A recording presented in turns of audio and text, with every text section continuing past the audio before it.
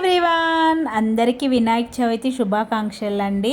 ఇక్కడైతే మా వారు ఆల్రెడీ పందిరేసేసారు. వీళ్ళు డెకరేషన్ అయితే చేసుకుంటున్నారు. ఫస్ట్ మా వారు అయితే వద్దు అని అన్నారు, ఎందుకంటే ఎవరు బిల్డింగ్లో పిల్లలు లేరు కదా అక్క, ఎందుకు ఎవరు చూస్తారు అని.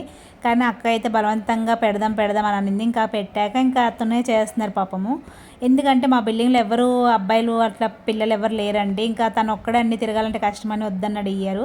కానీ అందరూ అలాగే హెల్ప్ చేయడానికి అయితే వస్తున్నారండి. మా అన్నయ్య వాళ్ళంతా కూడా అందరూ చాలామంది హెల్ప్ చేయడానికి అయితే వస్తున్నారు. మా బావ వాళ్ళందరూ కూడా వస్తున్నారండి. ఇక్కడ ఏంటంటే పెట్టడం ఇది కాదండి, చేయటం కూడా అంతే ఇదిగా చేయాలి కదా. మనం ఎంత పెట్టామనేది కాదు, ఎంత బత్తిగా చేసామనేది నా ఇదైతే.